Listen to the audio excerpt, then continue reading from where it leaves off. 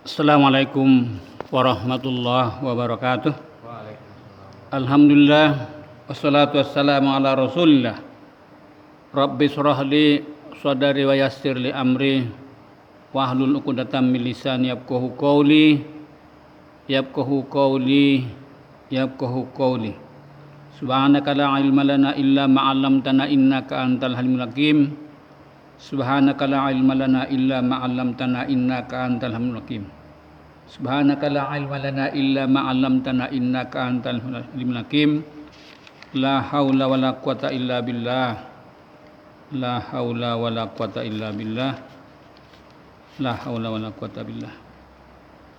Marilah sama-sama bersyukur kehadirat Allah Subhanahu wa taala serta bersalawat dan salam kepada Rasulullah. Allahumma shalli ala sayyidina Muhammad wa ala alihi sayyidina Muhammad. Para jemaah pengajian, sebagaimana kita biasakan antara maghrib dengan isya kita isi dengan acara-acara pengajian berhubungan dengan masalah thariqah atau suluk.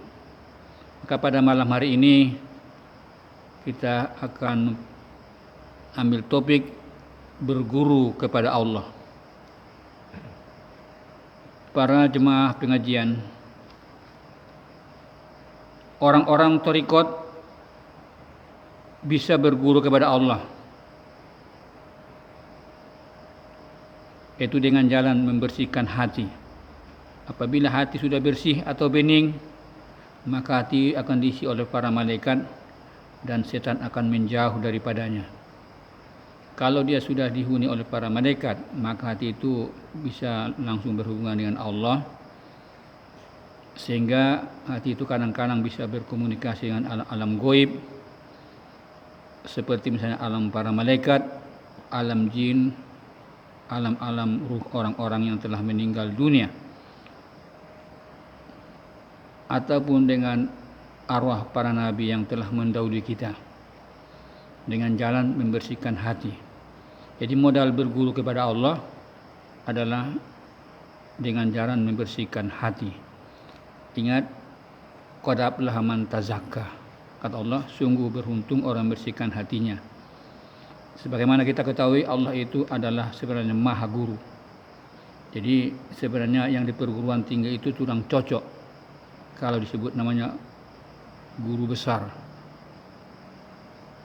Jadi kalau kita perguruan tinggi disebut dengan nanya mahasiswa, artinya berarti siswa yang super atau siswa yang lebih. Sebenarnya yang lebih cocok dibilang mahasiswa adalah orang-orang salik atau orang suluk, karena mereka langsung berguru kepada Allah. Sedangkan para mahasiswa berguru kepada dosen atau berguru kepada manusia. Tetapi yang lebih layaknya sepatutnya orang saliklah yang sebenarnya adalah mahasiswa. Mereka langsung berguru kepada yang maha guru, yaitu Allah Subhanahu wa ta'ala. Sebagaimana kita tahu, Allah itu adalah sumber daripada segala ilmu, Muhammad itu adalah gudangnya, Sayyidina Ali adalah pintunya. Jadi para nabi dan rasul berguru kepada Allah langsung kepada sumbernya. Kita ini sebagai umat nabi boleh-boleh saja kita berguru kepada Allah dengan syarat membersihkan hati, dituntun oleh para mursyid atau guru-guru suluk. Jadi guru suluk sebenarnya bukan guru, dia hanya sekedar penuntun kepada Allah. Syariatnya adalah guru, hakikatnya Allah itu sebenarnya guru. Tetapi walaupun demikian, kita tidak boleh bercerai dengan mursyid, tidak boleh bercerai dengan guru. Nanti siapa yang tidak berguru, berarti setanlah gurunya. Jadi berguru kepada Allah dengan jalan membersihkan hati. Kalau hati sudah bersih, dia dapat hidayah dari Allah, bisa dia dapat khotir dari Allah, atau bisa dapat pengajaran dari Allah, baik dengan jalan melalui jalan zikir atau boleh dengan jalan berpikir. Jadi jalan berguru kepada Allah itu ada dua macam, satu dengan jalan zikir, yang kedua dengan jalan berpikir. Kalau hati sudah bersih, maka hati itu dapat berhubungan dengan alam-alam gaib atau dengan Allah yang maha gaib. Bagaimanapun gaibnya alam ini, lebih gaib dari Allah. Sebagaimana kita ketahui seorang ahli matematikawan yang bernama Pythagoras itu yang hidup atau lahir pada tahun 580 sebelum Masehi. Beliau ini langsung berguru kepada Allah dengan melalui jalan Thorikoh. Thorikoh beliau adalah Thorikoh Pythagorean. Jadi suluk ini jauh sebelum Nabi dilahirkan, sebelum Muhammad itu dilahirkan, Thorikoh ini sudah ada. Suluk ini sudah ada. Di zaman Nabi-Nabi sebelum Muhammad pun suluk ini sudah ada. Sebagaimana solat juga sudah ada sebelum Muhammad. Solat, puasa, zakat, infak, sedekah, kurban dan sebagainya adalah sudah ada sebelum Muhammad. Maka dibilang Nabi, "Shallu kama ra'aitumuni sholli." Salatlah kamu sebagaimana engkau lihat aku solat. Berarti solat itu sudah ada sebelum Muhammad. Puasa itu pun sudah ada sebelum Muhammad. Contohnya misalnya puasa Nabi Daud itu 40 tidak makan, tidak minum. Kata Nabi, barang siapa orang yang bisa tidak makan, tidak minum selama 40 hari 40 malam, bisa langsung bercakap-cakap dengan Allah. Bisa begitu Tuhan? Bisa. Tetapi harus dengan ada teori, harus ada praktek. Diteorikan, kemudian dipraktekkan. Menurut Imam Al-Ghazali dalam kitabnya Ihya Ulumuddin, caranya kurangi 1/10 berselang 2 hari makanan itu. Nanti enggak makan pun kita tahan itu. Misalnya hari pertama ini kita makan misalnya satu kali makan misalnya setengah muk. Berselang 2 hari kurangi 1/10 dari setengah muk. Kemudian berselang 2 hari kurangi 1/10 dari sisanya itu. Sehingga enggak makan enggak minum. Jadi jangan heran nanti kalau ada orang enggak makan enggak minum 20 atau 40 hari. Dulu ada seorang pendeta berjumpa dengan seorang sufi atau orang suluk. Lantas ditanya oleh orang suluk tersebut, Tuan pendeta, kenapa kamu tidak puasa? Kan Nabi bisa kan puasa 4 bulan 4 bulan enggak makan enggak minum. Betul itu Tuan. Tapi itu hanya mukjizat untuk beliau. Jadi datang bilang orang suluk ini, nanti kalau saya mampu mau kaji Islam, mau katanya. Alhamdulillah dites, dicoba, mudah-mudahan jangankan 40 hari, dihantam 50 hari enggak makan enggak minum. Akhirnya pendeta itu masuk Islam. Selama ini dia ketahui memang cuma Nabi yang mampu. Rupanya orang suluk ini pun mampu. Kita pun insya Allah mampu. Jangankan Nabi Isa, kita pun mampu. Tetapi ada peraturan, ada teori. Harus ada bimbingan dari guru. Harus ada ilmu. Ilmu itu adalah merupakan obor atau suluh bagi kita seorang manusia. Begitu juga halnya dulu seorang yang bernama ahli matematikawan, dia punya thoriko namanya Pythagorean. Jadi beliau itu membersihkan hati atau bersuluk. Jadi pada saat beliau sedang bersuluk, datanglah ilmu laduni kepada beliau, maksudnya ilmu yang langsung dari Allah. Disitulah dia dapat rumus matematika yang bernama teorema Pythagoras. Ini masyhur kita pelajari waktu kita di SMP.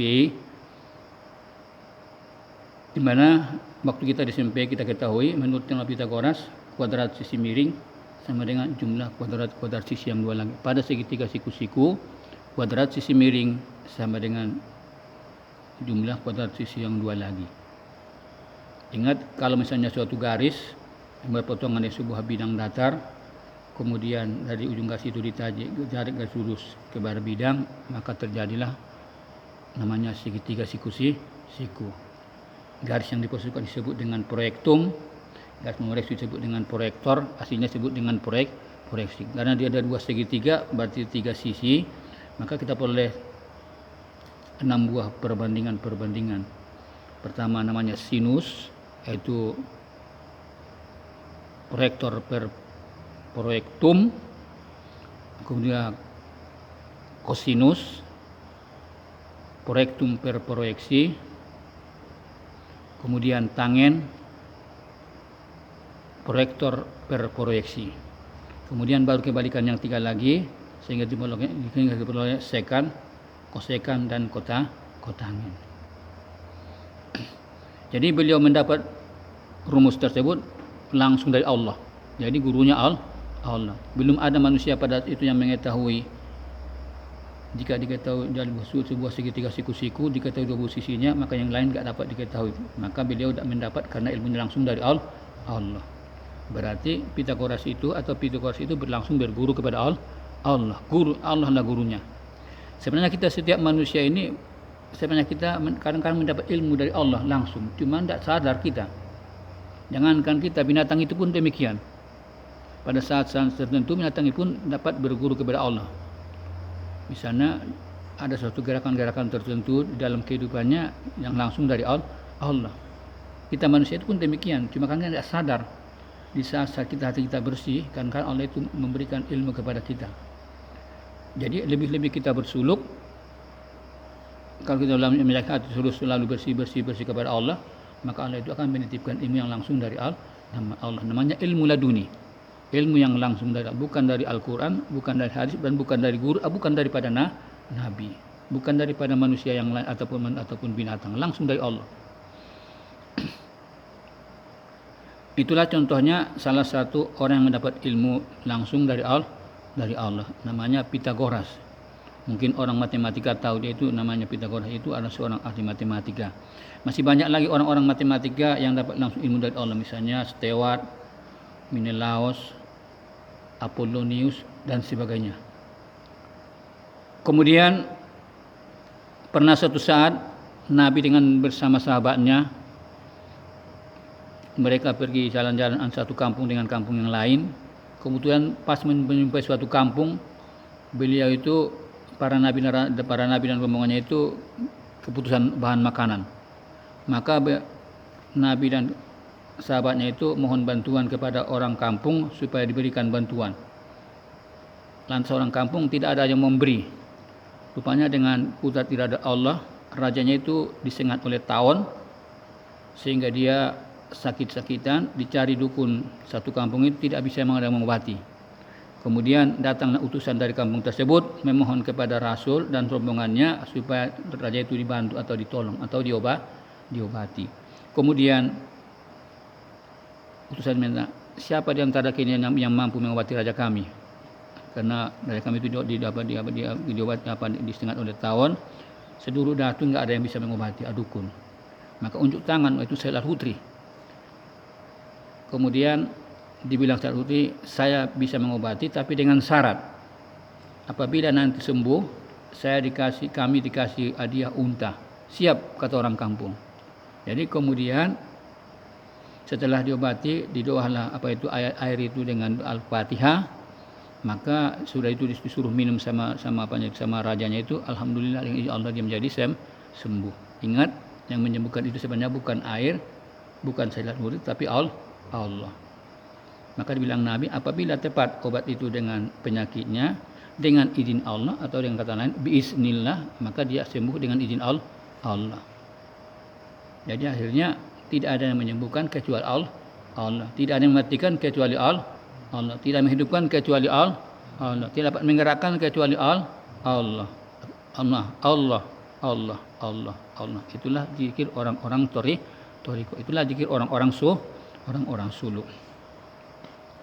Setelah sembuh, datang orang itu memberikan hadiah kepada Nabi dan rombongannya. Kemudian dimakan bersama hadiah itu, Nabi sendiri pun ikut makannya. Jadi akhirnya Nabi bertanya kepada Said Al-Hudri, siapa yang mengajarkan kepada kamu? Rupanya bukan Nabi mengajarkan. Rupanya dibilang Said Al-Hudri, rupanya langsung dari Allah. Itulah salah satu contoh ilmu laduni. Ilmu yang langsung dari Allah. Rupanya Al-Fatihah itu pun bisa merupakan obat. Karena Al-Fatihah itu adalah Ummul Kitab. Di dalamnya itu sudah termaktub makna Al-Quran yang 30 juz. Barang siapa yang baca surah Al-Fatihah yang 7 ayat itu, maknanya sudah tergantung di situ Quran yang 37 juz. Maka dibilang Nabi, barang siapa membaca Fatihah itu maknanya sama dengan membaca Al-Quran 30 juz. Maka dibuat di pembukaan. Namanya pun surah pembukaan. Maka dibuat di awal dia. Karena Al-Quran itu sudah terhimpun di sana. Dia bilang Nabi SAW satu hadis, makna Al-Quran 30 juz sudah terhimpun semua di dalam Fatihah. Makna Fatihah sudah terhimpun di Bismillah. Makna Bismillah terhimpun di huruf Ba. Makna huruf Ba terhimpun di titik. Makna Al-Quran 30 juz itu terhimpun di titik. Dari itu kita jadikan huruf alif, ba, ta, sa dan sebagainya. Jadi Quran 30 juz itu terhimpun di sebuah titik. Sekarang ini yang menjadi pertanyaan, apa sebenarnya titik ini? Jadi kalau orang matematika bilang titik adalah suatu lingkaran yang jari-jarinya nol. Itulah salah satu contoh orang yang berguru kepada Allah. Dengan jalan beliau tersebut membersihkan hati. Jadi kita pun orang suluk ini selalu membersihkan hati, kan? Kemudian karena ini sudah mendekati bulan puasa, maka kita akan melaksanakan puasa dengan syarat harus kita mengetahui kapankah puasa itu dimulai dan kapan diakhiri.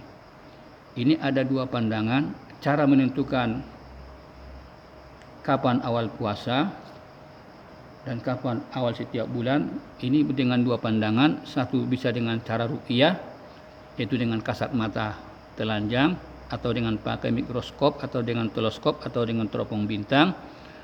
Dan yang kedua dengan cara hisab. Ini pun seorang hamba Allah ada mendapat ilmu laduni langsung dari Allah, rumus bagaimana cara menentukan awal-awal daripada Ramadan. Jadi kebetulan tahun ini adalah tahun 1441 Hijriah, maka dengan menghitung tahun itu kita bisa menentukan kapan sebenarnya awal puasa tahun ini. Jadi kalau kita memakai rumus-rumus yang didapat oleh beliau tersebut, bisa menentukan kapan sebenarnya awal puasa itu. Jadi kalau kita hitung-hitung 1441 dikurang 900 berarti dapat 541. Kalau dikurang 1 menjadi 540. Kalau dibagi dengan 30 menjadi 18 atau 17 dengan sisa 30. Kemudian sisanya terbagi 2 ada nama tahun kabisat, ada tahun biasa.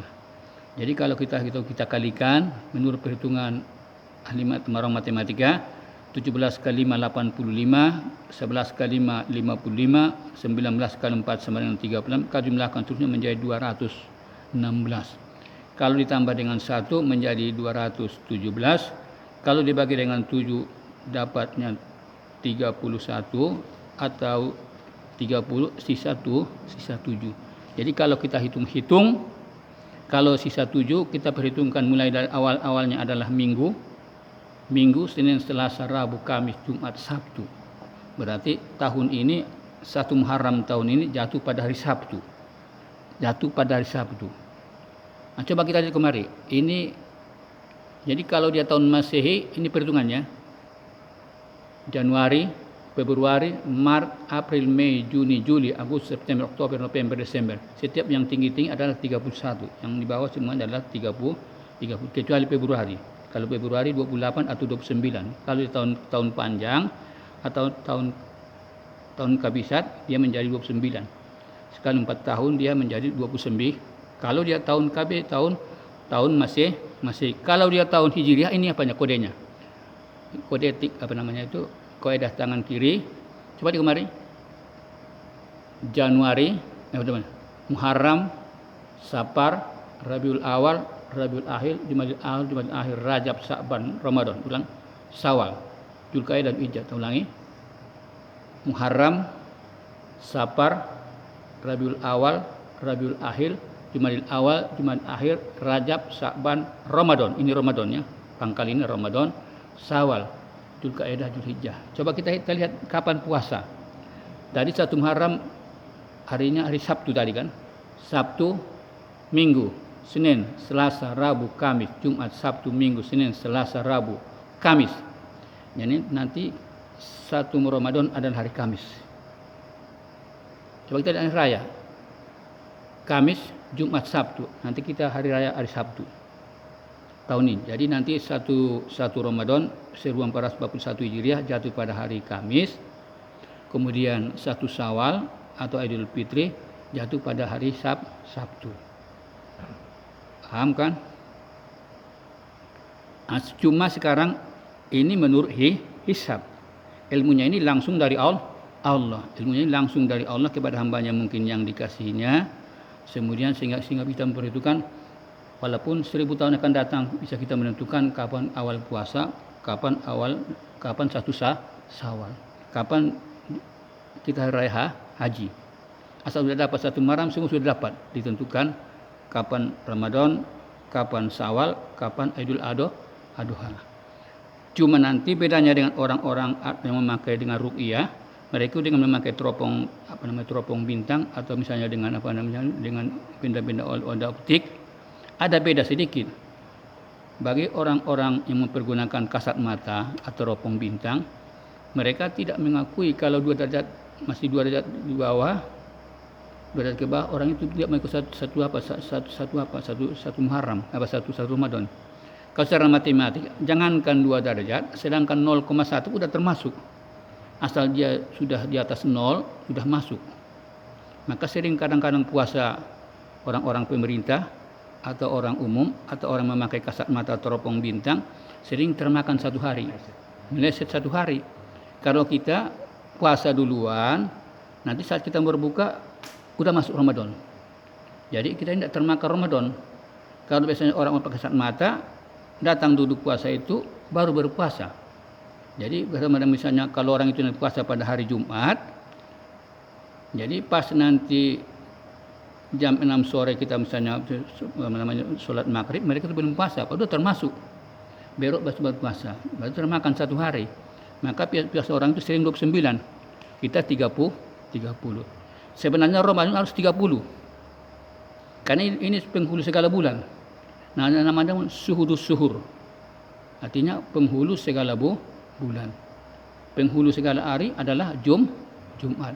Penghulu segala bulan adalah Ramadan, atau maksud bosnya adalah bulan Ramadan. Jadi kalau dia bos atau penghulu, dia tidak boleh kurang, tidak boleh cacat, dia harus sempurna.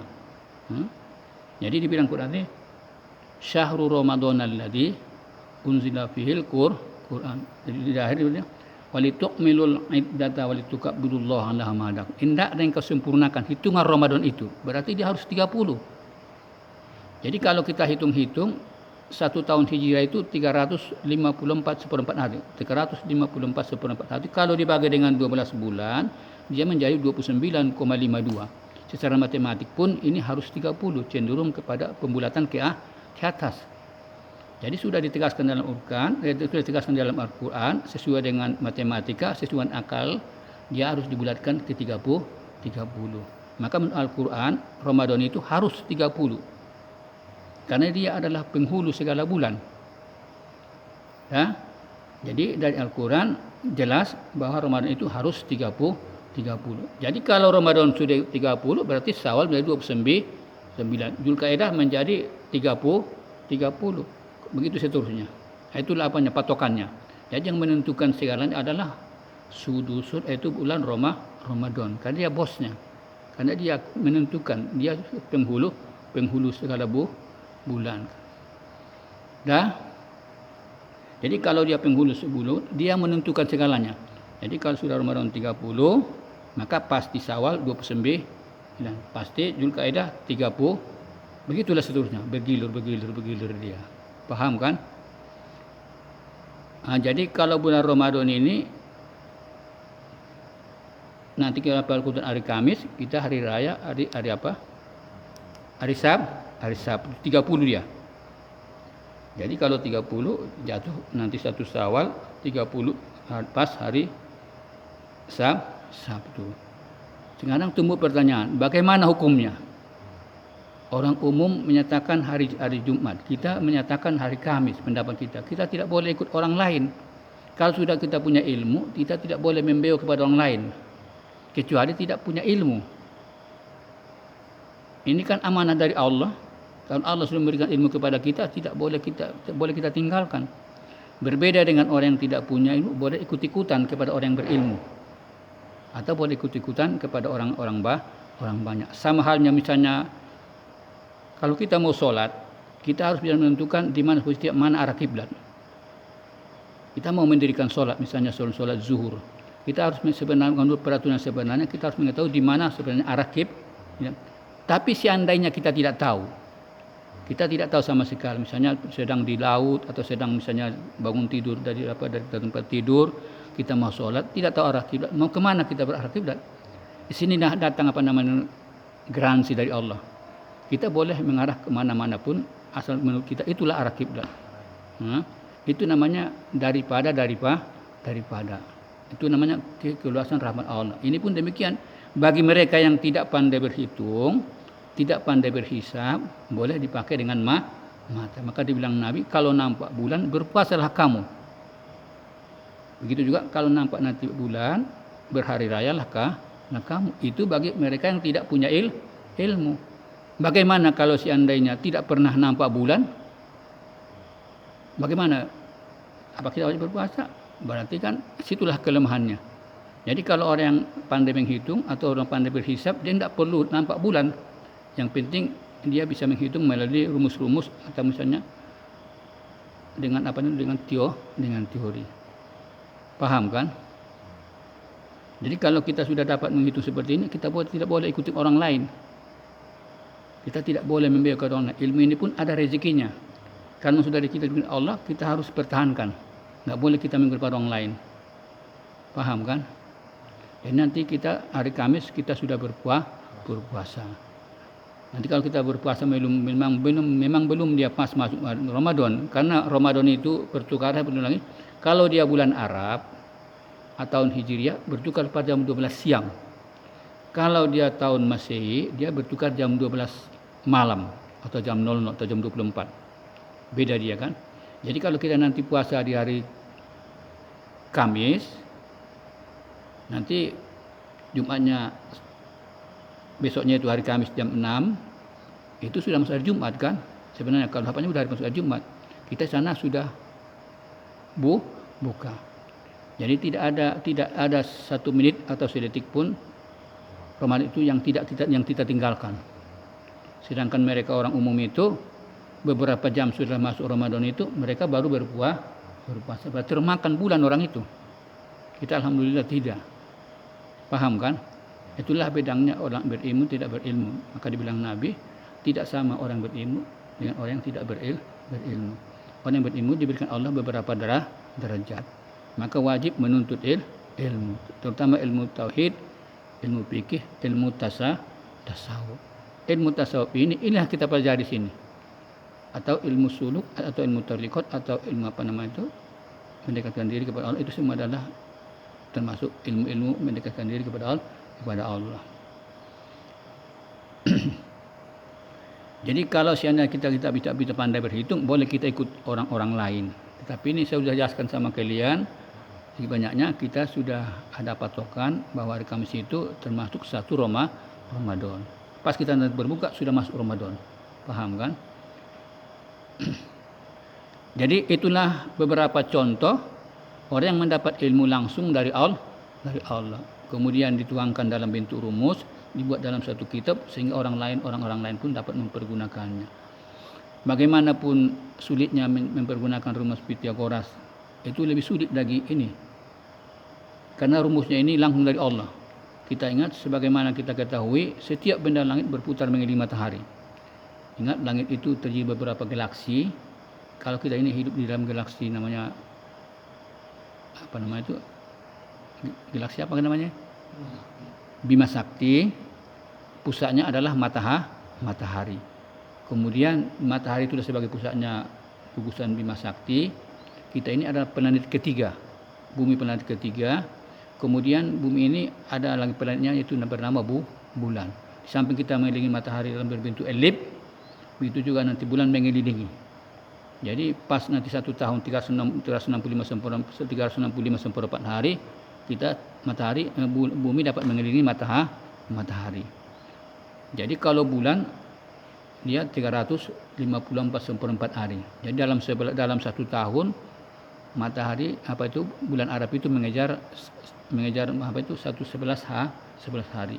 Jadi kalau kita misalnya sudah berumur 31 tahun secara tahun Masehi, kalau tahun Hijriah kita sudah berumur 32 tahun. 11 kali 31 itu satu tahun. Jadi kalau kita berumur 62 tahun, kalau menurut tahun Hijriah kita berumur 64 tahun. Paham kan? Jadi ilmu yang mereka peroleh itu langsung dari Allah. Allah itulah sebenarnya Maha Guru. Mereka itu sebenarnya guru sebenar-benar guru. Tidak ada yang terdinding bagi Allah. Kalau bapak dosen, mungkin katanya, Pak dosen berapa kancing bajunya? Coba saya hitung dulu katanya. Karena mungkin nggak dihitung tadi pagi kan. Tapi kalau Allah, semua persoalan dapat dijawab, nggak ada yang nggak dapat jawab oleh Allah kan. Semua tidak ada yang terdinding bagi Allah. Manusia itu sifatnya adalah bodoh. Ilmu yang dimiliki oleh manusia itu adalah ilmu dari Allah. Ini kita tidak punya daya dan upaya. Kita sifatnya miskin, papa, hina. Allah itu sifatnya kaya, mulia dan gagah. Jadi jangan heran nanti kalau bilang orang suluk itu berguru kepada Allah. Tapi dengan syarat membersihkan hati.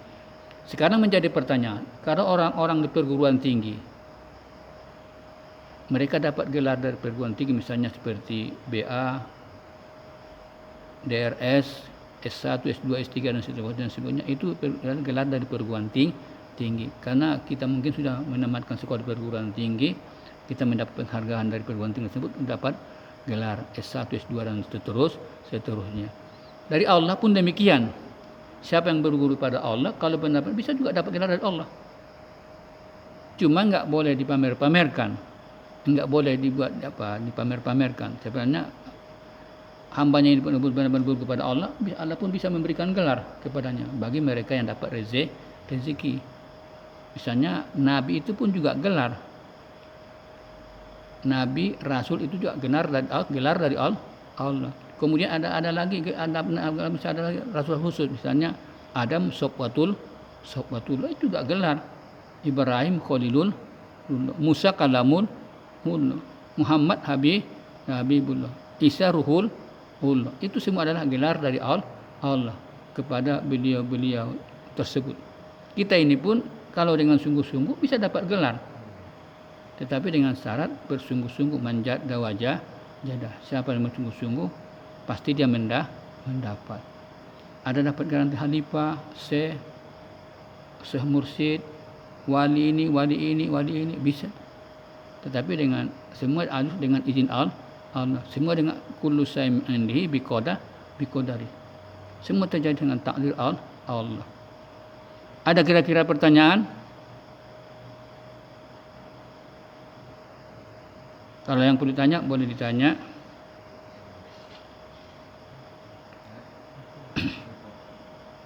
Jadi setiap kita ke permukaan bumi semua dalam keadaan bodoh.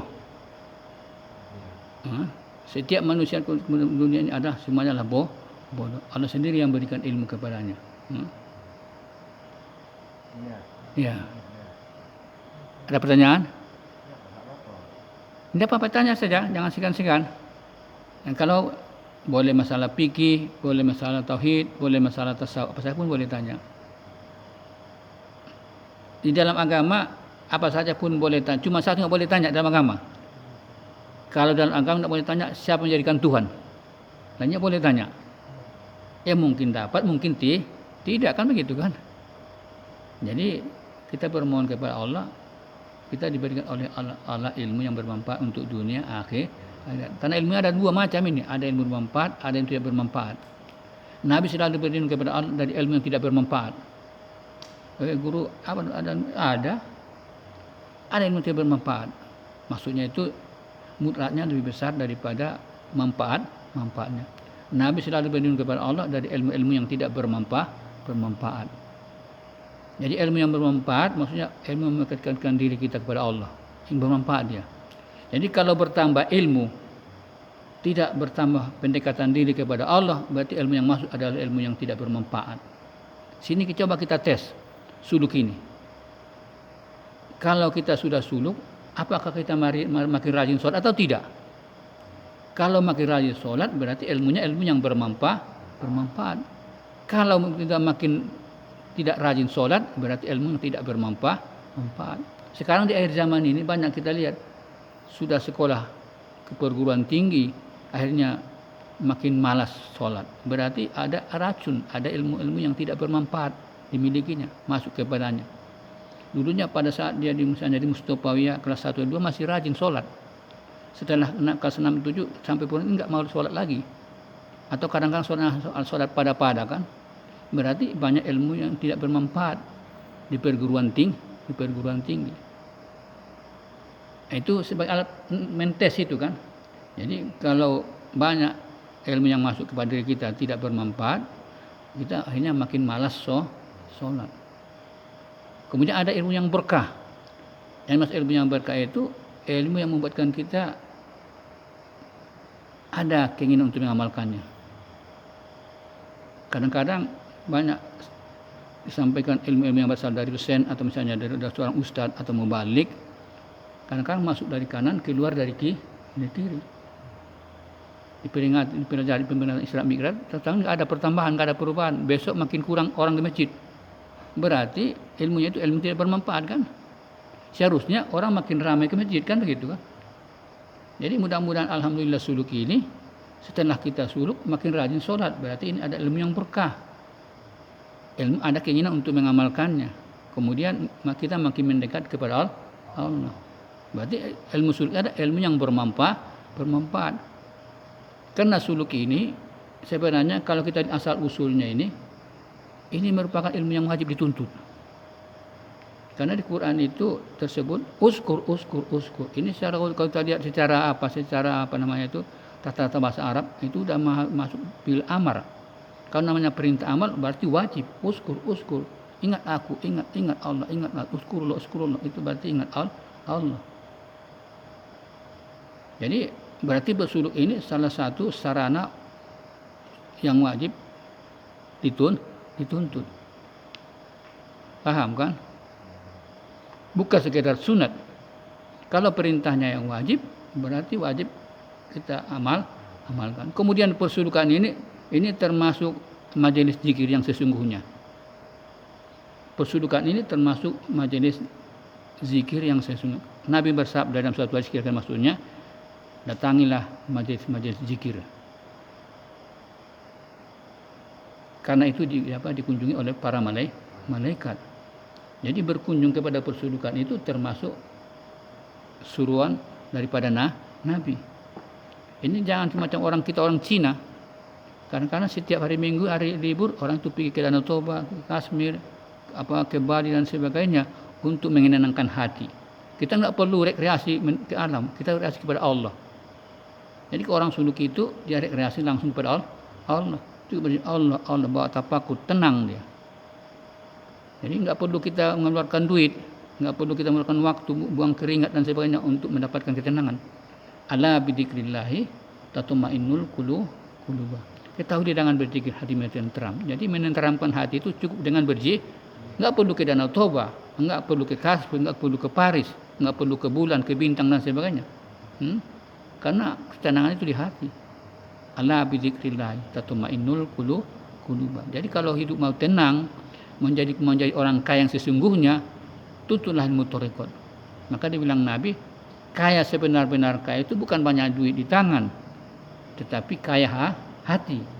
Laisal ginal mal, walakinna ginan nafs sakti. Kaya itu bukan kaya harta, tapi kaya di hati. Jadi Nabi kita itu adalah orang kaya yang sebenarnya, orang kaya yang sesungguhnya.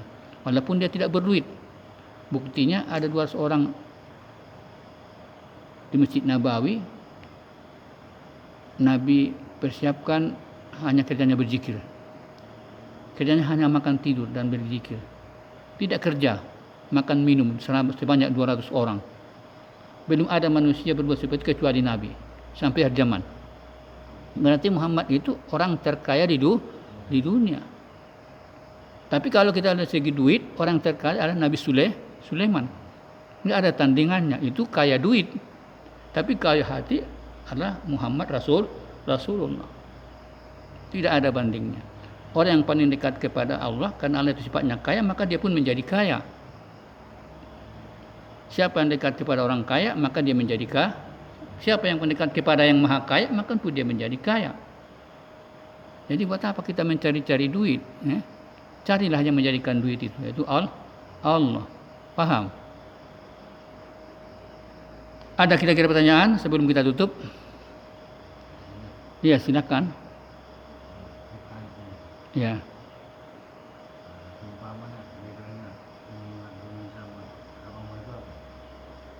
Oh, ini ada pertanyaan, apa kira-kira bedanya ilmu laduni dengan karomah? Yang dimaksud dengan karomah itu ada suatu kejadian yang luar biasa yang terjadi pada para wali atau ulama yang tidak sesuai dengan akal yang sehat.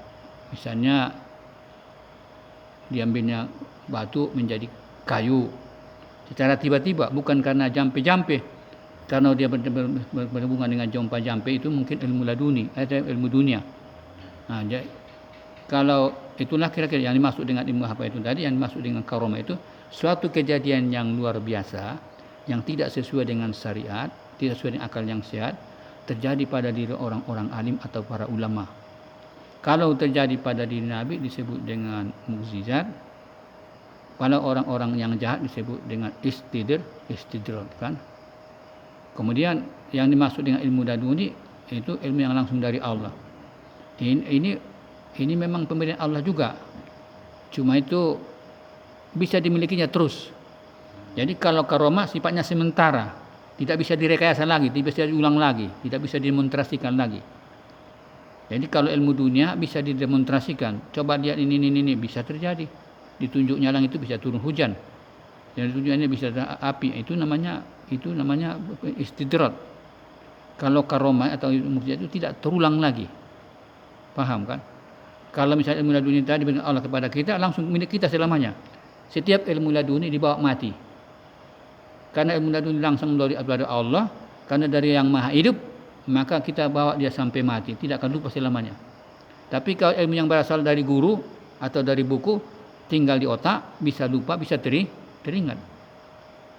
Bedanya. Jadi kalau ilmu langsung dari Allah, ilmu namanya ilmu laduni, langsung kepada ruh. Dia masuk kepada hati, menempel kepada ruh, sehingga tidak luka selamanya. Jadi ilmu laduni itu dibawa mati. Kalau ilmu yang berasal dari kitab atau dari guru atau dari manusia lain, bisa teringat, bisa lupa. Paham kan? Ada lagi pertanyaan? Kita padakan sajalah. Sekian pertemuan kita pada malam hari ini. Wabillahi taufik wal hidayah. Assalamualaikum warahmatullahi wabarakatuh.